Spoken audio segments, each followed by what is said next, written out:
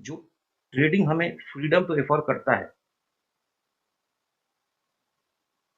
और हमें endless opportunity भी देती है, बट ये कुछ साइकोलॉजी चैलेंज के साथ आती है और बहुत सारे ट्रेडर इसमें फेल हो जाते हैं बिकॉज उनके पास कोई रूल नहीं होती है, उनके पास कोई रूल नहीं होती है और वो एक ट्रेड में बहुत ज़्यादा रिस्क ले लेते हैं और उनकी इमोशन उनके कंट्रोल में नहीं होती। तो ये इन्होंने दूसरे चैप्टर में बताया है। अगर आप एग्जाम्पल से समझने की कोशिश करूं तो आप इसकी जो निचोड़ है यह है, जैसे कि आप कार चला रहे हैं, लेकिन अगर आप ट्रैफिक का रूल नहीं मानेंगे तो क्या होगा दोस्तों? आप अगर ट्रैफिक का रूल नहीं मानेंगे तो क्या होगा? आप एक्सीडेंट करेंगे, दूसरे को इंजरी करेंगे, खुद का भी नुकसान करेंगे और ये सब के कारण अगर आप फिर बोलेंगे जो रोड सही नहीं था, तो आप कभी भी ड्राइविंग सही से नहीं सीख पाएंगे। इसी के लिए इसमें भी यही कहा जाता है, अगर आप मार्केट को ब्लेम करेंगे तो आप कभी भी इम्प्रूव नहीं कर पाइए। तो ये मार्क डगलस का सेकेंड चैप्टर था। तीसरे चैप्टर में इसी का कंटिन्यूएशन है, जो आपको रिस्पॉन्सिबिलिटी लेनी पड़ेगी। रिस्पॉन्सिबिलिटी लेनी पड़ेगी यानी कि आप जो भी एक्शन हो रहा है, आप प्रॉफिट में हो या आप नुकसान में हो, उसकी 100% रिस्पॉन्सिबिलिटी आपको लेनी पड़ेगी। आप इसके लिए मार्केट को ब्लेम नहीं कर सकते हैं, या आप ये नहीं बोल सकते हैं जो ब्रोकर का टर्मिनल खराब हो गया था, या बोलेंगे नहीं मेरा बैड लक ही खराब है। आपको अपने मिस्टेक से सीखने हों और आगे आपको बढ़नी है। तो इसमें चैप्टर 3 में इसी के बारे में, टेकिंग रिस्पॉन्सिबिलिटी के बारे में काफ़ी डिटेल बताई गई है। और अगर इसको आप समझना है तो आप ऐसे समझिए कि मान लीजिए आपने कोई ट्रेड लिया और उसमें आपको नुकसान हो गया और आप फिर बोलेंगे नहीं मार्केट ने मुझे एक्सक्लूड कर दिया। ऐसा नहीं होना चाहिए। आपको अपने आप से क्वेश्चन पूछना चाहिए या आपको समझना चाहिए जो आपने क्या आज अलग कर दिया जिसके कारण ये इश्यू हुआ, है ना? अगर एग्जाम्पल से ऐसे समझ सकते हैं, जो आपने बस आपको कहीं जाना है और आपने बस मिस कर दिया, तो क्या इसके लिए आप किस दूसरे को जिम्मेदार ठहराएंगे?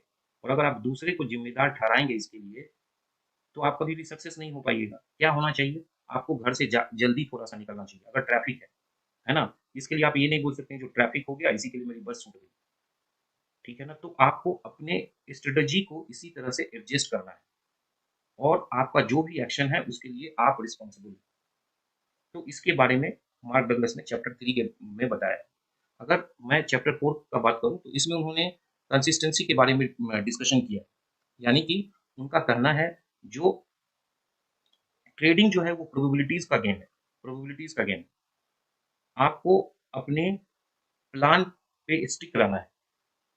आप हर एक ट्रेड नहीं जीत सकते हो। यानी कि आप अगर समझ लीजिए आप एक कॉइन उछालते हैं तो यहाँ पे 50-50% चांस होती है दोस्तों, हेड भी आ सकती है और टेल भी आ सकती है ना? और इसी तरह अगर 100 बार अगर उछालेंगे तो भी 50-50 की चांस होगी। तो ये एक ना ट्रेडिंग वैसे ही एक प्रोबेबिलिटीज का गेम है ना? आपको अपने प्लान को एग्जीक्यूट करना है। आप ये मत देखिए जो मैं 100 ट्रेड करूंगा तो 100 का 100 प्रॉफिटेबल होगा। आपको देखना है जो आपकी जो सिस्टम है वो प्रॉफिटेबिलिटी में है कि नहीं। अगर आप 100 ट्रेड लेते हैं तो हो सकता है आप 70 बार जीते और 30 बार हार जाए। तो आपको ये समझ के चलना पड़ेगा जो लॉस जो है वो पार्ट ऑफ ट्रेडिंग है और कोई ऐसा स्ट्रेटेजी नहीं है, ना बना है ना बनेगा जो 100% काम करता हो। कभी ना कभी आपको स्टॉप लॉस देनी ही पड़ेगी और ये जब आप मार्केट को पैसा देना सीख जाएंगे तभी आप पैसा मार्केट में बना पाएंगे।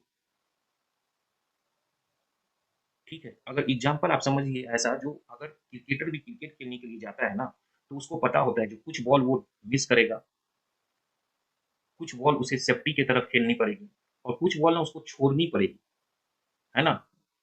और तब जाके वो 4 और 6 मार सकता है और एक बॉल अगर उससे छूट गई तो वो आउट भी हो सकता है। तो उसी तरह से मार्केट में आपको अपनी साइकोलॉजी स्ट्रॉन्ग करनी पड़ेगी, आपको डिसिप्लिन रहना पड़ेगा, यानी कि आपको आपकी स्टॉप लॉस फिक्स करनी पड़ेगी, तभी जाके आप मार्केट में सक्सेस हो पाइए और इसको प्रोबेबिलिटी का गेम समझिए। तो ये थी चैप्टर 4 में। अगर चैप्टर 5 का बात करें जहाँ पे डायनामिक परसेप्शन के लिए बताया गया है, इसको अगर ऐसा समझे, जो आपका जो परसेप्शन है वो आपके ट्रेडिंग डिसीजन को इम्पैक्ट करता है। यानी कि आप क्या सोचते हो, आप क्या सोचते हो, आपके दिमाग में क्या चल रहा है, आप वैसे ही ट्रेडिंग के समय रिएक्ट करते हो। आपको इमोशनल रिएक्शन को अवॉइड करना पड़ेगा।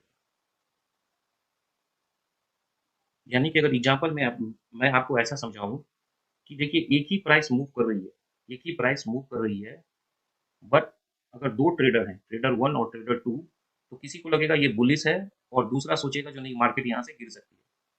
तो सेम प्राइस है, प्राइस सेम मूवमेंट कर रही है, बट इनके और इनके सोचने का तरीका अलग है। तो यही चीज़ यहाँ पे बताया गया है।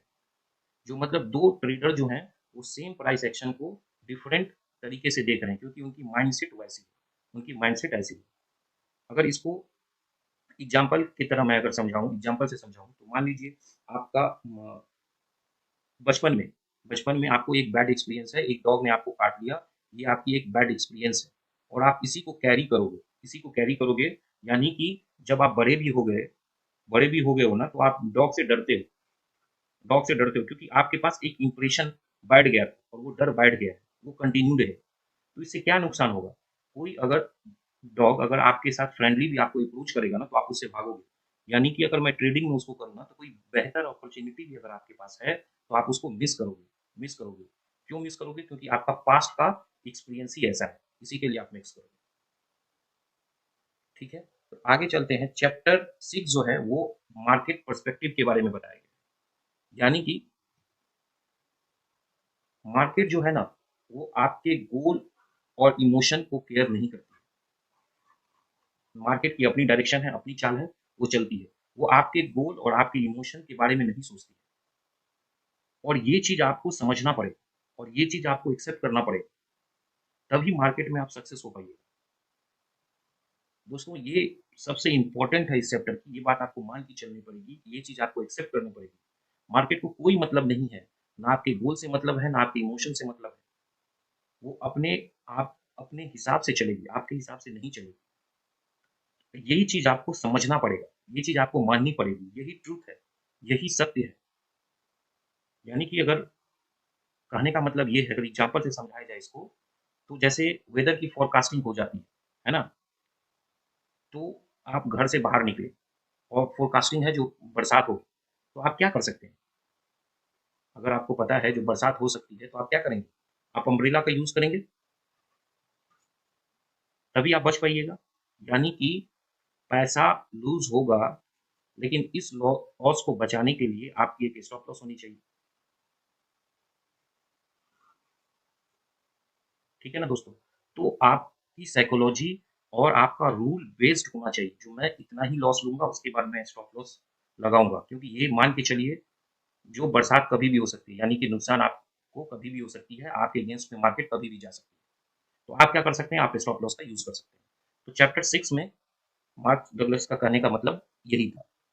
अगर चैप्टर 7 की बात करें, तो इन्होंने फिर प्रोबेबिलिटी की गेम की है, जो आपको एज जो ट्रेडर का एज होता है ना, वो क्या होता है, जो ट्रेडर होता है उनकी एज होती है, वो प्रोबेबिलिटी में देखते हैं, प्रोबेबिलिटीज में देखते हैं, मतलब वो एक आउटकम पे डिपेंडेंट नहीं होते हैं, एक आउटकम पे डिपेंडेंट नहीं होते हैं। ठीक है ना?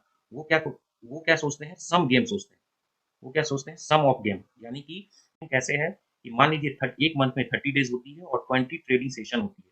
ठीक है, 20 ट्रेडिंग सेशन में 4 डेज आपको नुकसान हुआ, आपको लॉस हुआ, और आप 16 डेज 16 डेज आप प्रॉफिटेबिलिटी में रहे। तो आपको ये सम गेम हुआ, ये सम गेम में आपको देखना है, ना कि आपको ये देखना है जो मैं इस दिन नुकसान में हो गया, इस दिन नुकसान में हो गया। ये साइकोलॉजी आपको नहीं रहनी। ऐसा कि आप अगर एग्जाम्पल से अगर ऐसा समझाऊं, तो किसी के पास अगर कोई रेस्टोरेंट है ना, तो ऐसा भी दिन आता है जो वहां पे एक लोग कॉफी पी के ना निकल जाते हैं, 1 कप कॉफी पी के लोग निकल जाते हैं, लेकिन वो पूरे महीने में देखता है। ऐसा भी देखता है जो किसी दिन 100 कॉफी सेल कर पा रहा है। तो इसी तरह से आपको सम गेम लेके चलनी पड़ेगी, मंथ वाइज चलनी पड़ेगी, वीक वाइज चलनी पड़ेगी, इस तरह की आपको ट्रेडिंग प्लान बनानी पड़ेगी। और आपको प्रोबेबिलिटीज में सोचना है, सम गेम देखना है, जो आप वीकली प्रॉफिटेबल हैं कि नहीं है, मंथली प्रॉफिटेबल हैं कि नहीं है। ईच एंड एवरी ट्रेड में आप प्रॉफिटेबिलिटी नहीं हो सकते हैं, जैसे कि उन्होंने पिछले बताया, जो आपको कभी कभी मार्केट को पैसे देने पड़ेंगे, आपको पैसा देना सीखना पड़ेगा, यानी कि आपको स्टॉप लॉस रखना ही पड़ेगा। ठीक है दोस्तों, नेक्स्ट अगर मैं बात करूं, तो उन्होंने 8 चैप्टर में बताया है, वर्किंग आपको अपने हिसाब, अपने पे विश्वास रखना पड़ेगा। आपकी विश्वास जो है वही आपके ट्रेडिंग बिहेवियर को शेप देगी। यानी कि अगर आप ये सोचेंगे जो मैं नुकसान करूंगा, तो हो सकता है आप नुकसान ही करें, और अगर आप सोचेंगे जो मैं प्रॉफिट कर सकता हूं तो आप प्रॉफिट करेंगे। तो ये जो बिलीफ सिस्टम है ना, ये आपके ट्रेडिंग बिहेवियर को बदल देती है।